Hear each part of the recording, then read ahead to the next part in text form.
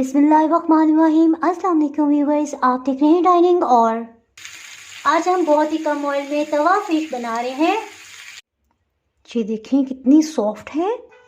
अगर मेरी वीडियोस अच्छी लगी तो लाल सब्सक्राइब को क्लिक कर दें। साथ में ये जो बेल का आइकॉन है इसको क्लिक कर दें। इसको क्लिक करने से आपको मेरी हर नई वीडियो का नोटिफिकेशन सबसे पहले फ्री में मिलेगा। जी रेसिपी को स्टार्ट करते हैं। इसमें सफ़ेद रोहू मछली हम आधा किलो की मिकदार में ले रहे हैं, 1 पाउंड के आसपास। मछली को अच्छी तरह से धो लिया है। अभी मैरिनेट करने के लिए बिल्कुल तैयार है। नमक आधी चाय की चम्मच से थोड़ा सा ज़्यादा इसमें जाएगा। नमक आधी चाय की चम्मच, आध कुटी लाल मिर्च, गरम मसाला पाउडर 1 चाय की चम्मच का चौथाई हिस्सा। इसमें तीखा सा जायका लाने के लिए लाल मिर्च ही आधी चाय की चम्मच से थोड़ा सा कम है, इसे भी शामिल कर देंगे। चाट मसाला पाउडर आधी चाय की चम्मच, लहसुन अदरक का पाउडर आधी चाय की चम्मच हम इस्तेमाल करें अगर आपके पास ये ना हो। इस सूरत में आप ताज़ा लहसुन अदरक का पेस्ट 1 चाय की चम्मच इस्तेमाल कर लीजिएगा। खुश्क धनिया 1 खाने वाला चम्मच इसमें जाएगा, फ्रेश पीस लिया है। इसे हाज़म बनाने के लिए मिक्स हर्ब्स, थाइम, ऑरिगेनो जो भी आपके पास 1 चाय की चम्मच शामिल कर दें।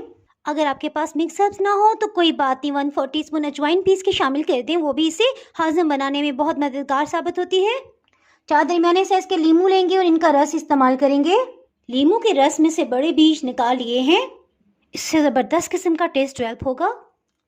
अगर आपके पास लीमू ना हो तो 1 टेबलस्पून इसमें सिरका भी शामिल कर सकते हैं। सोया सॉस 2 खाने वाले चम्मच, थोड़ा चटपटा सा बनाएंगे। चिली सॉस 2 खाने वाले चम्मच इसमें जाएंगे। मछली को खुले बाउल में शामिल कर देंगे। इसमें सारे मसाले को डाल देंगे। इसे अच्छी तरह से मिक्सअप कर लेंगे। ये मैरिनेशन तवा फ्राई के लिए बेस्ट है। 1 से 2 घंटे के लिए लाजमी से मैरिनेट करें, इससे फ्लेवर अंदर तक चला जाएगा। और बेस्ट रिजल्ट के लिए बेहतर आप इसे फ्रीजर में ओवरनाइट के लिए रख दें। अब इसी तरह आप चाहे तो इन पीसेस को फ्रीज भी कर सकते हैं। हीट को मीडियम लो रखेंगे और ऑयल डाल देंगे। 2 मिनट के बाद चूल्हे की हीट को मीडियम लो कर देंगे।